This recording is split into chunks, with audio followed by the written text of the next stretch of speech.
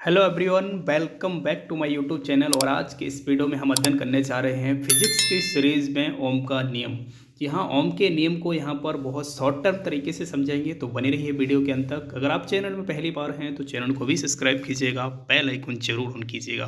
तो चलिए स्टार्ट करते हैं। आप कॉपी और कलम उठा लीजिएगा। चलिए स्टार्ट करते हैं।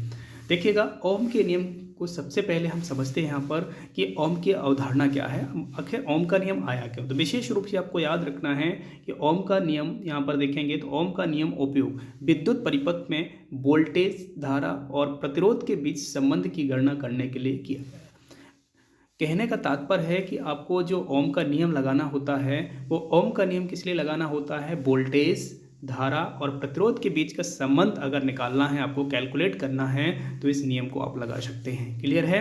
और यह जो नियम दिया था, ओम के नियम की खोज जर्मन वैज्ञानिक यानी भौतिक वैज्ञानिक थे एक, जॉर्ज साइमन ओम ने की थी। बहुत बड़ा क्वेश्चन बन सकता है आपके एग्जाम में कि इस नियम की खोज किसने की थी, तो जॉर्ज साइमन ओम। आपको याद रखना, जॉर्ज साइमन ओम ने, जो कि कहाँ के वैज्ञानिक थे, ये जर्मन के वैज्ञानिक थे। क्लियर है। चलिएगा नेक्स्ट देखिएगा। अब बात आती है यहाँ पर परिभाषा की।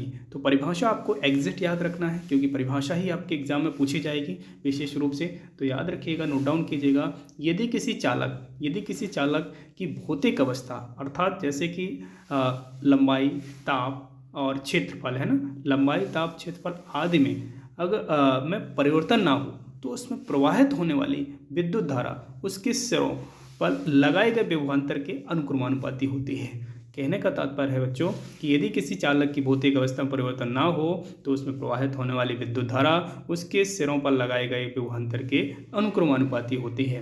क्लियर है। यदि हम मान लेते हैं कि यदि चालक के सिरों पर लगाया गया विभवांतर भी और उसमें बहने वाली धारा आई हो, तो हम इस टाइप से लिख सकते हैं, भी अनुक्रमानुपाती आई, क्योंकि परिभाषा में हमको यही कहा गया है ना, कि विभवांतर और धारा क्या रहेगी, अनुक्रमानुपाती। तो हमने भी अनुक्रमानुपाती क्या लिख दिया यहाँ पर, आई। क्लियर है। चलेगा, यहाँ पर देखिएगा। अब इसी को हम क्या कर सकते हैं, अनुक्रमानुपाती हटेगा तो यहाँ पर क्या आएगा, एक नियतांक यहाँ पर देख सकते हैं, जिस प्रकार से हमने यहाँ पर ले लिया V बराबर आर आई। क्लियर है। अब V बराबर आर आई को हम लिख सकते हैं V बटे आई बराबर आर लिख सकते हैं कि नहीं लिख सकते हैं, आप बताइए। देखिए, बिल्कुल लिख सकते हैं इस टाइप से। और ये आप देखेंगे तो R जो है यहाँ पर देखेंगे, R यहाँ पर हमने जो लिया है, R है यहाँ पर बच्चों, जहाँ R एक नियतांक है जिसे उस चालक का प्रतिरोध कहते हैं। क्लियर है। जिस चालक में विद्युत धारा प्रवाह हो रही थी, उस चालक का प्रतिरोध हमने नियतांक के रूप में लिया है, जो कैपिटल R है। तो क्लियर है। यही था बच्चों आपका क्या, ओम का नियम। आप इतना कर सकते हैं और कैलकुलेट कर सकते हैं ये। क्लियर है। और अगर आपसे ग्राफ पूछा जाता है तो ग्राफ कुछ इस टाइप से बना सकते हैं। ये धारा का एरो है और यहाँ पर देख सकते हैं धारा I प्रवाहित हो रही है और ये विभवांतर ये लग रहा है। क्लियर है। तो आप एक ग्राफ भी बना सकते हैं और ओम के नियम को सत्यापन भी कर सकते हैं इस टाइप से। तो क्लियर है बच्चों। मुझे लगता है कि आप लोगों को क्लियर हो चुका होगा। और वीडियो अगर पसंद आता है तो वीडियो को लाइक कीजिएगा, और जी हाँ, चैनल में पहली बार है तो सब्सक्राइब जरूर कर लीजिएगा। सो मिलते हैं नेक्स्ट वीडियो में, तब तक के लिए जय हिंद।